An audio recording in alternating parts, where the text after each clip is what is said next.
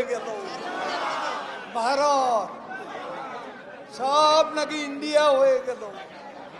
গেল রে গেল, স্বাধীনতা গেল, গেল রে গেল, সার্বভৌমত্ব গেল, গেল রে গেল, বাংলাদেশ গেল। কোথায় গেল 53 বছর স্বাধীনতা নিয়ে আমরা টিকে আছি? কোথায় যাব? কোথায় যাব?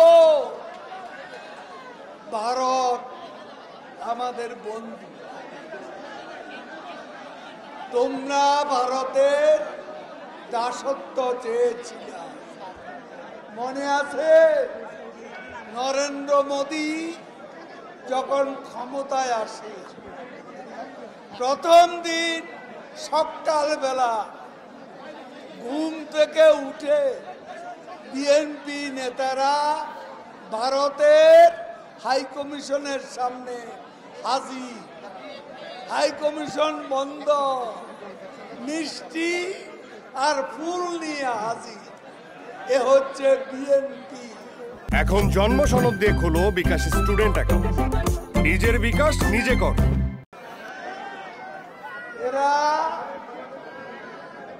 এরা ভারত বিরোধিতা করে, কিন্তু ভারতের কাছে ওয়াশিংটনের ইচ্ছা গ্যাস বিক্রি করার অঙ্গীকার করে 2001 সালে ক্ষমতা এসেছে, মনে আছে? এবার কিন্তু কোনো চুক্তি হয় নাই। মির্জা ফখরুল সমঝোতা স্মারক আর চুক্তি, এ দুটা কি এক?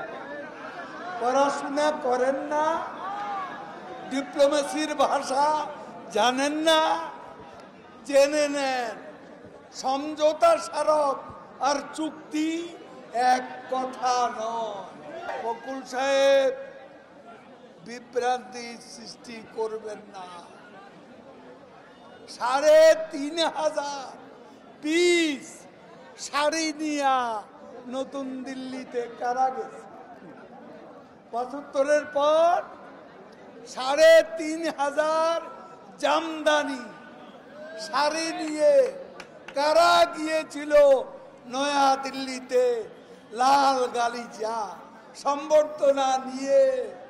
ওই যে বেগম খালেদা জিয়া ফিরে এলেন, ঢাকা বিমানবন্দরে সাংবাদিকরা জিজ্ঞেস করলো গঙ্গা চুক্তির কি হল?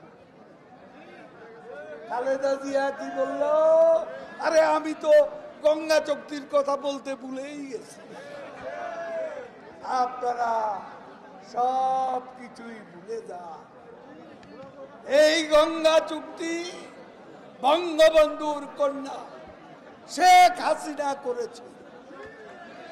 বন্ধুত্ব থাকলে অবিশ্বাস থাকে না, বন্ধুত্ব থাকলে সন্দেহ থাকে না।